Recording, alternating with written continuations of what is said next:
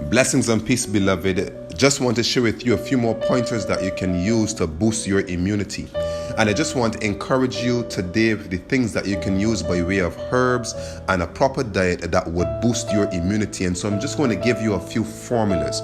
What you want to do, beloved, is you want to avoid, in the face of this coronavirus pandemic, things that would exacerbate the coronavirus's mechanism of action, which is the excess production of mucus inside of the body. And if you were able to connect the dots with what I was saying before you in the presentation regarding water and exercise, the body produces mucus in order to trap toxins that are there. And so when the mucus is produced, we naturally expel this mucus from the body. And so the coronavirus's mechanism of action is the excess production of mucus that causes the blocking of the bronchial passages. And so to mitigate against this, beloved, you want to drink water. The more water you drink, it reduces the body's necessity of producing that extensive amount of mucus, because the water is now the flushing agent. And we must understand that water is a natural antihistamine. So if you're coughing, you're having the spasms, the more water you drink, because it's a natural antihistamine, it stops these spasms and it reduces the necessity of the body in producing that excess amount of mucus. So water is your friend, beloved. So if you have that runny nose, the nose is running because the body has produced the mucus to trap the toxins that are there, because water has been too absent. And because the water has been absent, the body produces the excess flow of mucus to trap the toxins. But when you drink adequate amount of water and you are hydrated, the body does not need to produce so much mucus, because the water now is flushing the toxins. So the purpose of mucus is to trap and to flush toxins out of the body, especially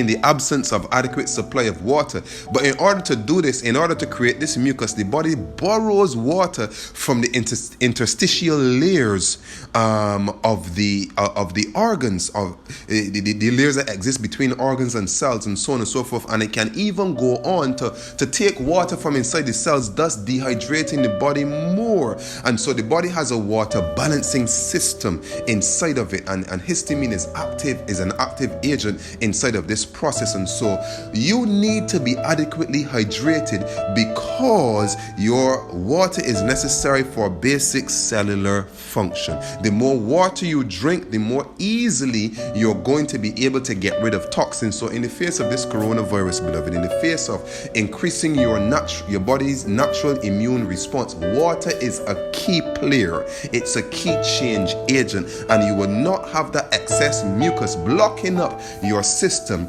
if you are properly hydrated. And the water also goes to liquefy the mucus to get it out of the body. So do not fight against the body. The body is trapping waste and expelling waste from the body. So when you go and buy the synthetic antihistamine on the supermarket shelf, and you are drying up that flow of mucus, you are retaining toxins. Remember, the body is all about an ebb and flow, getting out of it what is inside of it that should not be in it in the first place. And so you're going to help the body along by drinking more and more water, keeping yourself hydrated so that you can get rid of the toxins that the mucus is trying to trap. And what you can also do is avoid the mucus forming foods. What are mucus forming foods? We have dairy, we have milk, we have cheese, we even have eggs, we have flour products, we have bread, we have the gluten products as well, that would tend to form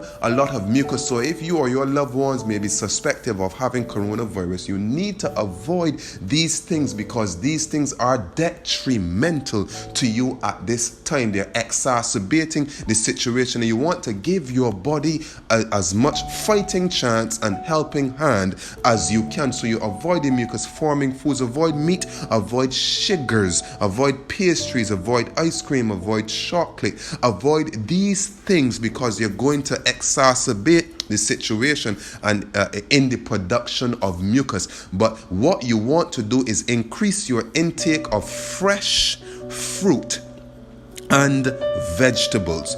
Decrease your intake of refined products. Decrease your intake of pasta. Decrease your intake of rice. Decrease your intake even of banana, as a matter of fact, because it's so starchy as well. It can increase the production of mucus, but it is still better to eat a banana than to eat a dairy product at this point, if this is what you are dealing with, beloved. And so what you want to do as a remedy for yourself is something simple. And beloved, I'm not one of those that try to heap upon you all of these complex procedures and mechanism of action, because God has made the preservation of your health a very simple thing. Nature itself has a lot of deep complexities, but the functions are quite simple.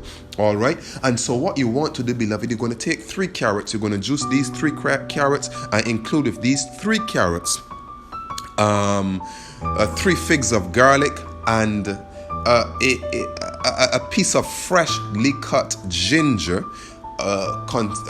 silver dollar size, almost 1.5 inches square.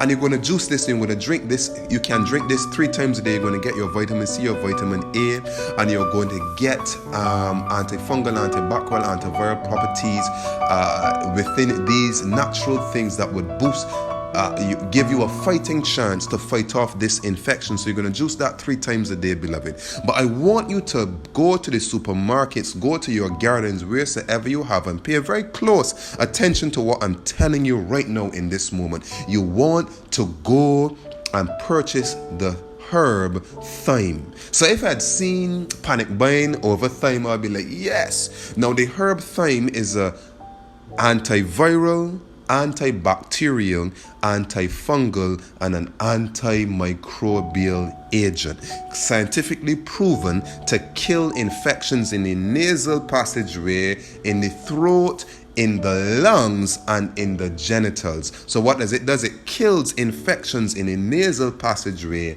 in the throat, in the lungs, and in the genitals. And so you take a good handful of thyme that you can wrap your hand around. You boil 2 liters of water. You throw that thyme in there. Let it steep for 25 minutes to 2 hours. The longer it steeps, the stronger it becomes. And when, along with that, after it is finished boil, you can put 4 drops, you can put about 8 to 10 drops, of eucalyptus oil in that mixture. Now, if you pay attention, you will realize that no good cough syrup, no good expectorant is going to be absent of eucalyptus oil as one of its ingredients. Eucalyptus must be the ingredient of all cough medication, cough mixtures, breath mints, anything that positively affect the lungs, because eucalyptus dilates the bronchial passages and it's a natural expectorant. In other words, it helps you to expel mucus from the body as well. So eucalyptus oil and thyme is your friend. So if you're privileged to have the natural eucalyptus leaves, you can steep those natural eucalyptus leaves, at least 4 or 5 of them, inside of the thyme tea that you are making, and you're going to drink this thing every other hour in a small shot glass, beloved, at least an ounce of it. And the trick with herbs, beloved, is not to use large amounts. You use smaller amounts more often, so that it establishes their presence in the system more regularly, that the body can be able to benefit from its healing properties. So we have a tendency to treat herbs like drugs. Drugs' mechanism of actions are different, and drugs are very powerful. So you need to use them fewer and far between. But because the effect of herb is more timed and more gradual, and it works at a slower pace, it works with the body's natural mechanisms of action, whereas drugs come in and overtake. Drugs are invaders and they are powerful agents, and so this is why they must be administered correctly, more judiciously. And so with the herbs, they work more slowly. So you're going to use eucalyptus and thyme. And there's also another herb called horehound. It's a long stalk and it has some prickly balls evenly spaced on it, and they tend to grow some yellow flowers. We have them all over in the Caribbean, a long fibrous stalk with textures, with lined textures, and on this stalk evenly placed you have prickly balls. And so what this herb horehound does, in the Caribbean, the names are different. In Antigua, they call it La Lavington. But I don't know what they call it in your island. But what what horehound does, it liquefies mucus and cause it to be expelled from the body. So you have thyme, you have eucalyptus, you have the herb horehound. What a name, isn't it? And so these three simple things. And you can use the horehound, you can boil another 2 liters of water. As a matter of fact, you can put 2 to 3 tablespoons of that herb inside of your mixture of the eucalyptus and the thyme, and you can let that steep as well, and you can use all of this in a 1-shot glass. Now when you do a preparation like this, it lasts for 12 hours. It will last for 24 hours if after you steep it and cool it, you put it in the fridge. But you want it fresh and you want it potent.